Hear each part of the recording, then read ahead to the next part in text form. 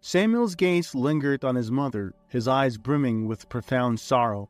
The last 3 months had been an exhausting battle against her illness, an adversary that seemed to be gaining the upper hand. The disease would have been defeated long ago if only they had the resources to afford the necessary medications. His mother Julie turned to him with an unyielding spirit, her voice trembling slightly as she said, "Hey, sweetheart, don't let your heart weigh heavy. I assure you, I'll soon rise from this sick bed and find a way to get us through this." "Mom," Samuel protested, his voice filled with worry, "I won't allow you to go out begging again. There must be another way." Julie smiled with an innate strength despite her circumstances. "Now, don't worry too much, son. It's springtime, remember? Folks are out in their gardens. They might appreciate a bit of help. Just like we did last year, remember?" she asked with a spark of optimism dancing in her eyes, even as her body battled against its own discomfort. The memory was etched clear in Sam's mind. Last spring, they had not only worked for the older folks in their block, but also managed to cultivate a small garden in their own backyard.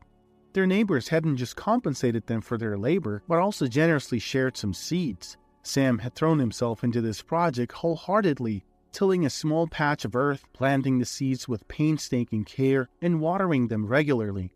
Their toil bore fruits as they were able to harvest their own carrots, tomatoes, cucumbers, and even some potatoes. The cucumber plants were especially rewarding, bearing a summer-long supply of crunchy, refreshing bounty that could be enjoyed straight from the vine. Julie was a stranger to these parts, her life a tapestry woven with experiences that seemed foreign to her current circumstances. She could scarcely have envisaged the twists and turns her life would take, landing her in such straits. A mere decade earlier, she had been a carefree young woman, untouched by the hardships that now weighed on her daily. Raised in a traditional family, she was guided by conservative values where her parents held the final say on matters of matrimony. She was expected to accept their wisdom and abide by their choice of partner for her. As such, she patiently awaited their decision, trusting that they would choose the right man for her. Her world shifted on its axis the day Adam graced her life. His presence brought a seismic shift in Julie's perceptions, rendering everything she'd known before as bland and colorless. Adam was a wanderer at heart, journeying from place to place, yet he found himself lingering longer at Julie's family home, magnetized by an unfolding clandestine affair with Julie. Their relationship was a secret symphony, with its melodious notes resonating only for the two young hearts entangled in its rhythm. Never in her wildest dreams had Julie imagined she could fall so irrevocably in love, abandoning caution and disregarding potential consequences. Adam had stoked a passionate flame in her heart that blazed brightly, consuming all thoughts of prudence. Love, it seemed, had the power to eclipse even the most deeply ingrained familial obligations. As time slipped by, Julie's clandestine affair was exposed to the harsh light of day.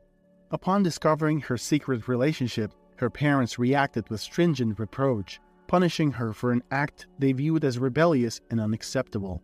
In their household, dissenting actions that did not align with their beliefs were often met with physical punishments, and this transgression was considered to be one of the highest order. Adam was relentlessly pursued by local youth, incensed by the audacity of an outsider transgressing their societal norms. The beatings he endured were severe, a stark contrast to the initial friendly demeanor of the community. He was taken aback by the violent shift in their attitudes, shocked that a seemingly welcoming community could allow such a brutal reprisal. In the deep silence of the night, when the world was lost in slumber, Julie stealthily ventured out into the moonless darkness. She had but one ally in these desperate circumstances, her elderly grandmother Sharon, who resided not too far from Julie's home. Sharon led a solitary existence, intentionally distanced from her children, with her own trove of reasons that she kept to herself. Despite this self-imposed isolation, Julie and Sharon shared a special bond. Julie frequently visited her grandmother, and they would often while away hours immersed in heart-to-heart conversations. Sharon would regale Julie with stories from her own youth, delicately passing on her wisdom to her granddaughter through these shared moments. This particular night found Julie seeking Sharon's aid to locate Adam. Sharon, having a trained dog, was ideally equipped for this task. With a sniff of Adam's backpack serving as the scent trail, Sharon's dog promptly embarked on its mission to find the missing young man. Adam was found in the woods, sprawled on the forest floor, a grimace of pain etched on his face. His leg had been severely injured in the attack, rendering him nearly immobile. He had been brutally assaulted by the local boys and then abandoned in the wilderness. Thanks to Sharon's skilled canine and their relentless search, Julie and her grandmother managed to locate him. They helped him back to Sharon's abode, where they could nurse him back to health undetected.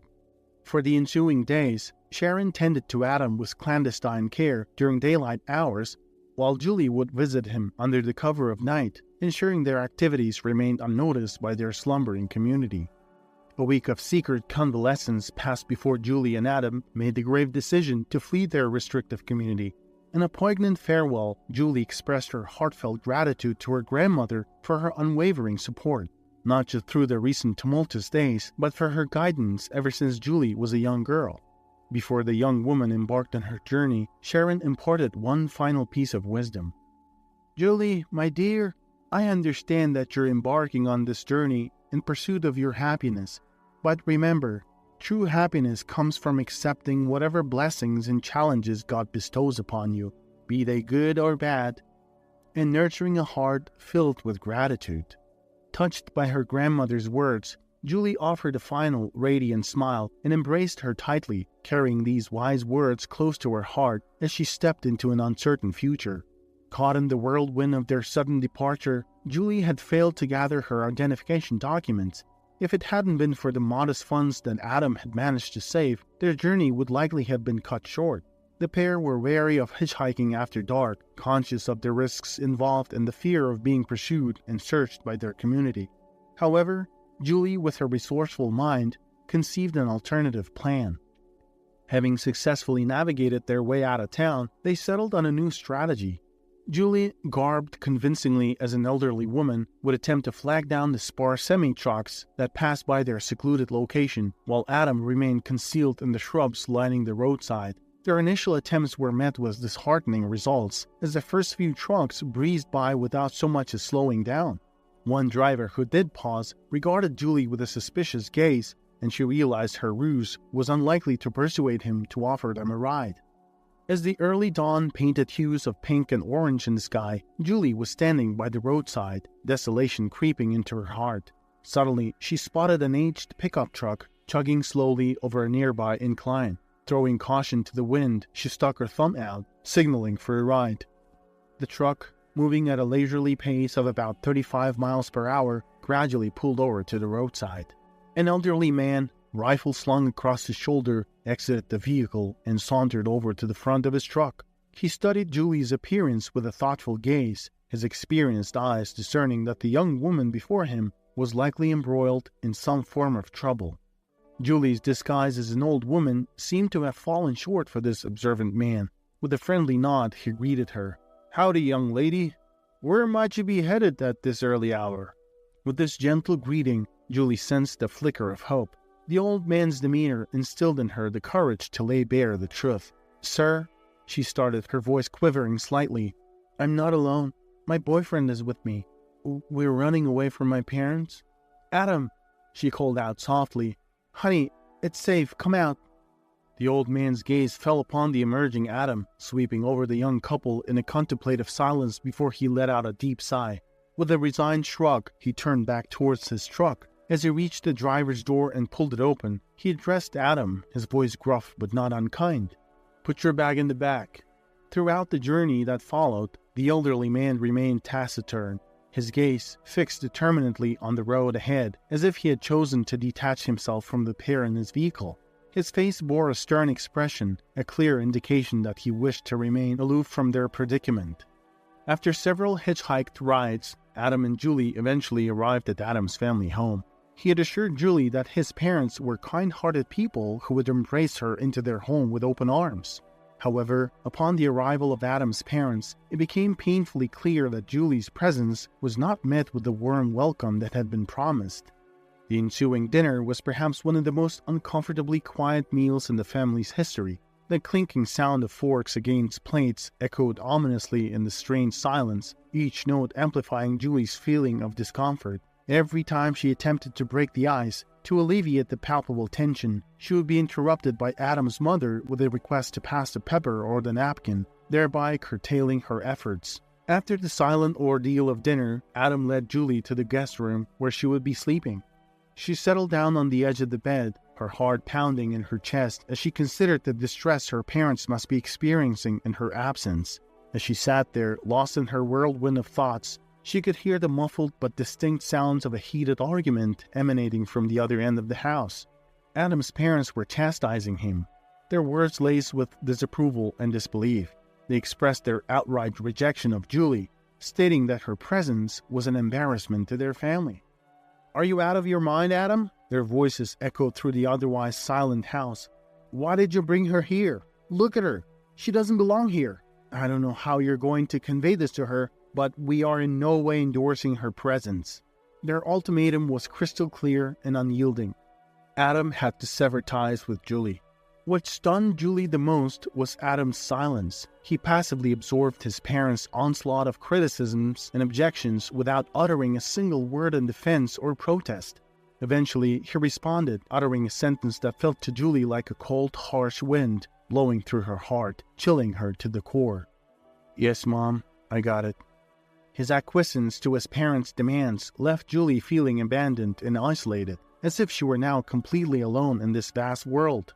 Julie struggled to process what she had heard. Her heart tightened painfully in her chest, and a wave of desolation washed over her. It felt as though the walls were closing in around her.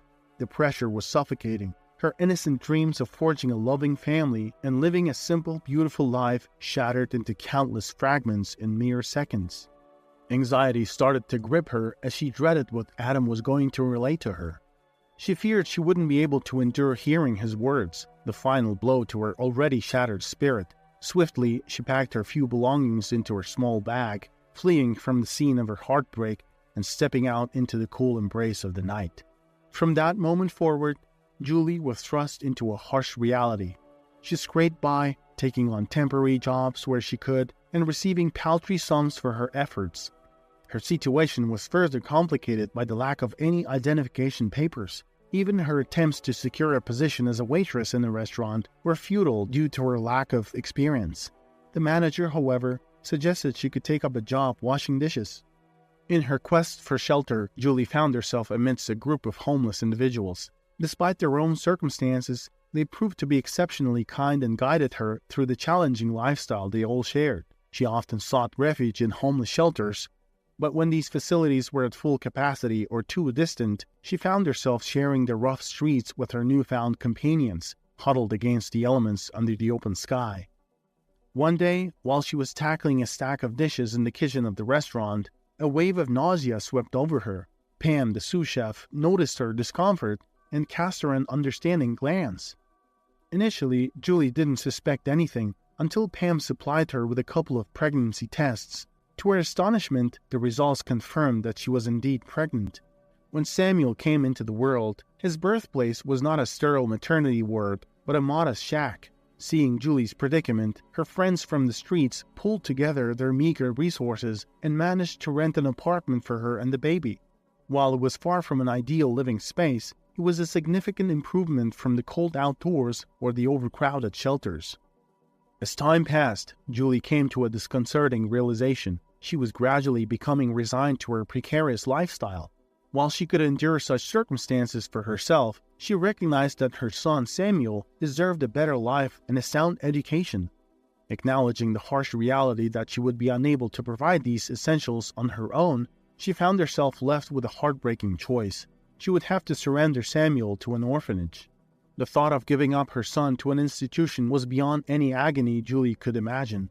She knew that the separation would tear her apart, but it was the only avenue through which Samuel could gain identification papers and the opportunity to attend school. She acknowledged her limitations as a mother and how little she could offer her son. The most heart-wrenching part of her decision, however, was the necessity to explain it to Samuel. He was an astute boy, capable of reading, writing, and counting. His level of understanding was mature beyond his years. Julie acknowledged that her current predicament was the result of her own choices. Her health was in decline. She was experiencing nervous issues, weakened legs, and a general sense of ill health. She had to summon all her courage to communicate the forthcoming changes to Samuel and ultimately take him to the orphanage. As much as she desired to postpone this inevitable reality, she knew it had to be done eventually. Once Samuel was under the care of the orphanage, nothing else mattered. Her primary concern was ensuring he was safe and provided for. With a heavy heart, Samuel stepped out of their modest apartment. Despite his tender age, he was burdened with a weighty concern. His mother's birthday was approaching, and he wished to give her a resplendent feast, a moment of true satiety amidst their days of scarcity. Lost in thought, Samuel meandered aimlessly. Then an idea came to him. He would pay a visit to Mrs. White, a kindly neighbor who often lent a helping hand to their struggling family. Mrs. White had a son, Michael, who was about 3-4 years older than Samuel. All of Michael's outgrown clothes were handed down to Samuel, and Mrs. White regularly brought food for them during her visits. Samuel halted before her house, deep in thought.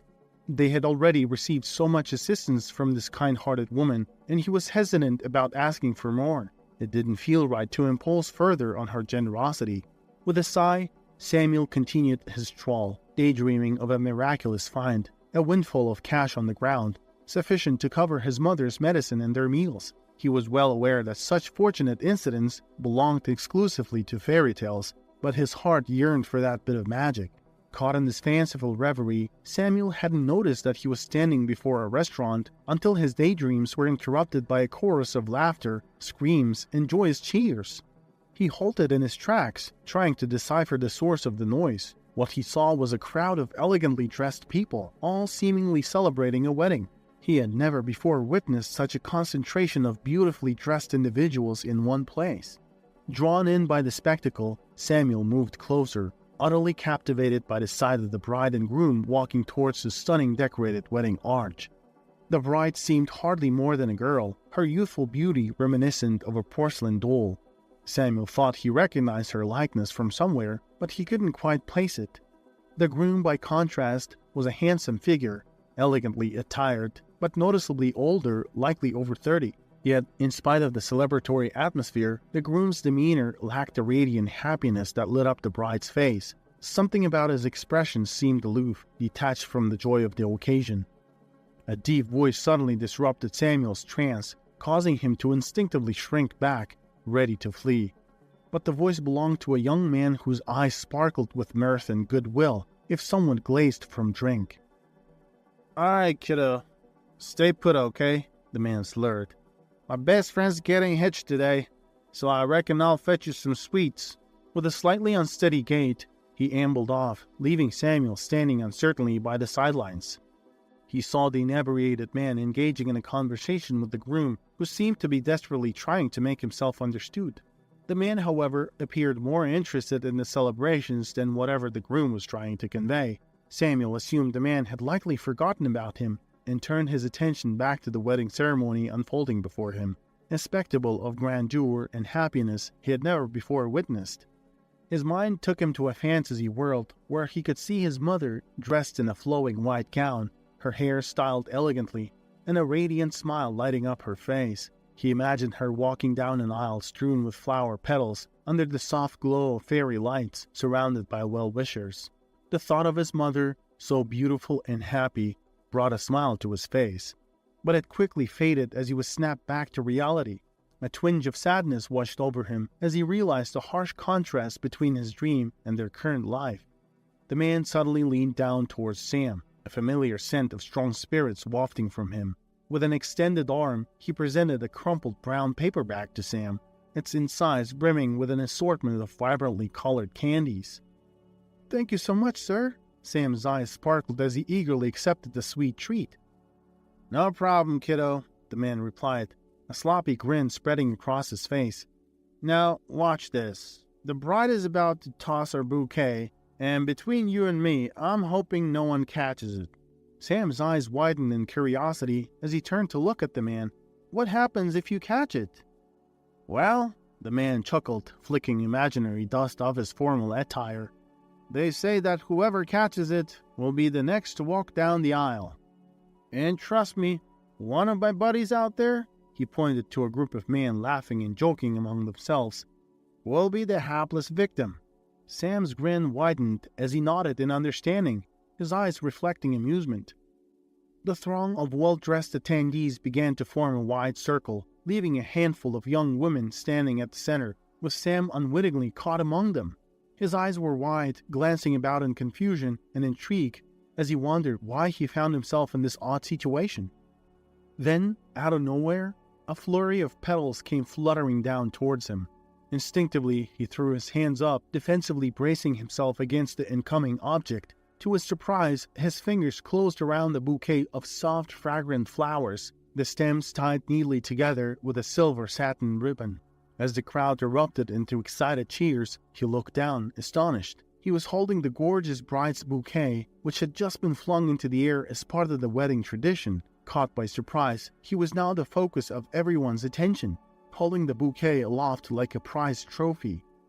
Caught up in the unexpected flurry of excitement and attention, Sam didn't stick around. He clutched the bouquet tightly and made a beeline for the exit, his heart pounding in his chest.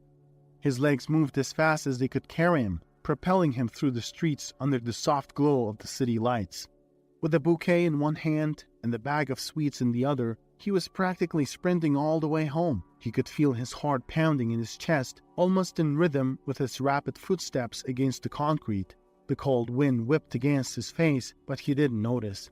All he could think about was the look of surprise and joy he hoped to see on his mother's face. His breath hitched in his throat at the thought of finally being able to gift his mother something special, something beautiful. He could already see her surprise, her eyes lighting up as she took in the sight of the fragrant bouquet and the sweets he had managed to acquire. He felt lighter than air, almost as if he was flying, buoyed by the joyous anticipation of his mother's happiness. As he darted through the city streets, Sam was so consumed with the joy of his recent finds that he was oblivious to the fact that the groom and the inebriated man were hot on his heels. Their loud calls and hurried footsteps echoed through the quiet, narrow alleyways, but the sounds barely registered in Sam's mind. The groom, still in his suit, was running with a stern expression, determination etched onto his face. His friend, despite the influence of alcohol, was trying his best to keep up with him, stumbling over the uneven pavement. With his hands held out, presenting the sweets and the bouquet, Sam beamed at his mother with an innocent pride that tugged at Julie's heartstrings. The pure joy in his eyes, coupled with the sweetness of his efforts, brought tears to her eyes. Her emotions welled up, spilling over in a cascade of salty drops that slid down her cheeks. She reached out to pull Sam into a tight hug, holding him close as sobs racked her body. She stroked his hair gently, marveling at the beautiful soul her little boy had, how he had managed to bring a sliver of happiness into their difficult lives. "And this," Sam said, holding out the stunning bouquet, "I caught it. The bride tossed it in the air and I caught it." The innocence in his voice, the pure delight that shone from his eyes as he shared his little adventure, was enough to make Julie's heart constrict. "Oh, Sam," she whispered, tears falling faster now. Her son, her sweet, caring, innocent son, was the best thing that had ever happened to her. He was a beacon of hope in her otherwise dreary existence. But soon she would have to give him up to secure a better future for him, to offer him the life he deserved, and that thought broke her heart even more. The modest dwelling stood frail and time-worn, a stark contrast to the merriment and opulence of the wedding they'd just left. The sparse furnishings and the threadbare fabrics hinted at a life of struggles and sacrifices. "I thought you were trying to hurt him." "Oh my God, Tony, are you out of your mind?" "I'm sorry, Adam. With your wedding and everything, I thought you were mad at him." "Quiet. It sounds like it's somebody's birthday in there. Let's see what's going on." They could hear the soft strains of a happy birthday song, filled with warmth but tinged with a sadness that resonated within the confines of the small dwelling. The door had been left ajar. A dim light spilled out into the dusk, casting long shadows in the small yard. The two men exchanged a glance, uncertainty flickering in their eyes before they tiptoed towards the open door, curiosity piquing their interest. As they stood at the threshold, they looked in, their eyes falling on the scene within. What they saw was a picture of stark reality, a struggling family living on the bare minimum, a young mother with a loving son, celebrating a birthday with the little they had. A stark contrast to the world they were accustomed to. The room they had entered was not extravagantly furnished. A sparsity of items marked it as the home of a family facing hardship. Nonetheless, there was a sense of order and tidiness that spoke volumes about its occupant's character. When the groom took a step forward, his eyes fell upon the woman lying in bed, with a young boy sitting at her side. An immediate sense of regret washed over Tony. "I'm sorry, ma'am." He quickly apologized. He caught Sam's eye, the young boy who had effortlessly caught the bride's bouquet earlier. Recognizing the faces of the groom and the man who had given him sweets, Sam sprang to his feet. He instinctively positioned himself between his mother and the intruders. His back stiffened in defiance. "Why are you here? Did you come for the flowers?" Sam inquired, his tone both defensive and slightly fearful. "No, buddy, we're not here for the bouquet," Tony replied gently, trying to ease the boy's concern. His gaze drifted towards Adam, then back at Sam. "We were just thinking maybe you guys could use some help," he added, his voice imbued with sincerity. Julie nudged Sam slightly, turning to examine the guests in the room. Her eyes roved over familiar faces and paused on Adam for a beat longer than she had planned. She found herself locking gazes with him. Adam's eyes bore an expression of subtle puzzlement. Adam scrutinized Julie's face, a nagging sense of familiarity creeping into his consciousness. Yet he couldn't quite pin down where or when he might have crossed paths with this intriguing woman. Julie, on the other hand, was caught in a torrent of memories, as if she had been thrust into a tornado of thoughts. Visions of her past surged back with startling clarity: the rebellious episode of her teenage years, the hasty retreat from the safe cocoon of her parents' house, and the naive conviction she held for a man whom she believed would move heaven and earth for her. With a deep breath, she brushed past the echoes of her past and straightened her posture. She finally broke the silence that had stretched between them, her voice carrying a certain resolve. "Hello, Adam." Tony stood aghast, his brows furrowing as he tried to make sense of the unexpected development unfolding in front of him. He glanced from Adam to Julie, then blurted out, "Do you two know each other?" Adam, struck by disbelief, turned his attention to Sam, who had been standing in quiet observation. He scrutinized the young man's features. The resemblance to himself was undeniable. A realization, slow and shocking, began to crystallize in his mind. "Hi, Julie. He stammered, lost for words, and stood dumbfounded, grappling with the sudden revelation. "Is Sam—" Adam started, but Julie intercepted his question, her voice firm yet laced with a strange calmness. "Yes." Tony was left floundering in his confusion, his mind spinning as he tried to piece together the cryptic puzzle. "Now, can someone explain what the heck is going on here?"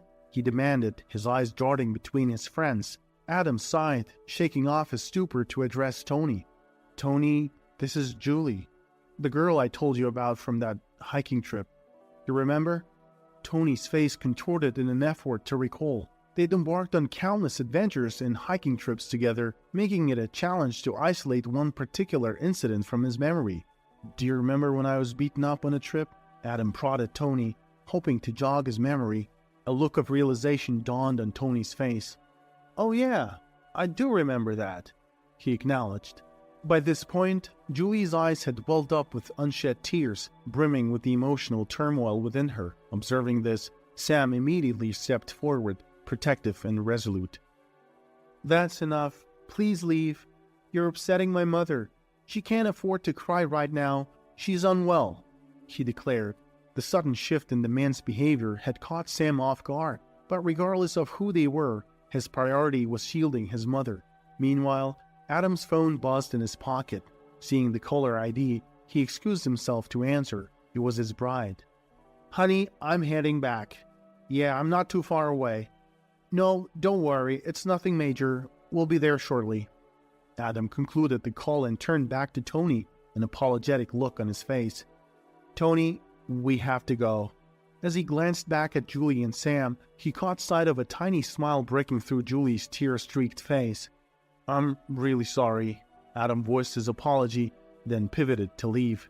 He halted mid-step when he noticed Tony was still rooted to the spot. "Tony, come on, let's go." Tony just stood there, a scowl distorting his face. He was unable to reconcile the sight of his friend preparing to walk away from the tense scene so casually. "Adam, are you seriously just walking away? Just like that? What the heck is wrong with you, man? Look at the kid." "That's not on me, Tony. You don't know the whole story. You can't pass judgment like that," Adam retorted. "Man, I don't need to say anything. The situation speaks for itself." "What do you expect me to do?" Adam asked, frustration creeping into his voice. "Anything, Adam. Anything but this. Not just walking away like it's nothing." "But I can, Tony. Let's just leave." "Well, screw you, Adam. I'm not going anywhere with you," Tony snapped. "Fine. Suit yourself." With that, Adam stormed out, letting the door slam shut behind him. As soon as the door clanged shut, Tony sprang to action. He dashed out the door, yelling at Adam to stop.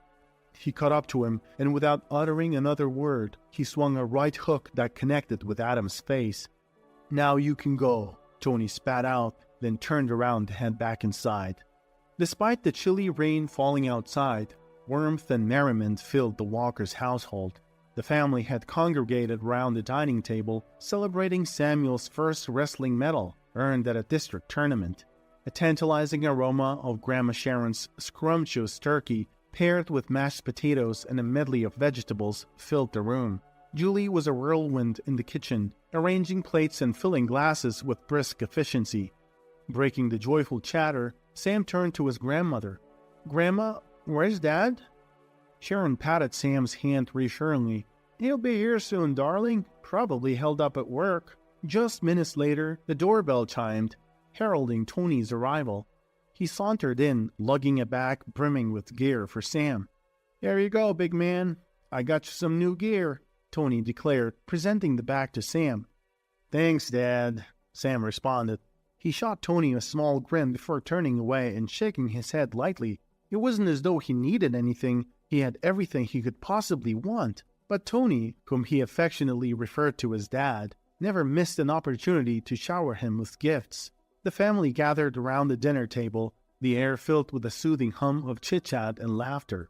Tony had been haunted by the events of the fateful wedding day, unable to shake off the feeling that it was morally wrong to abandon someone who had saved your life, and more importantly, your own flesh and blood.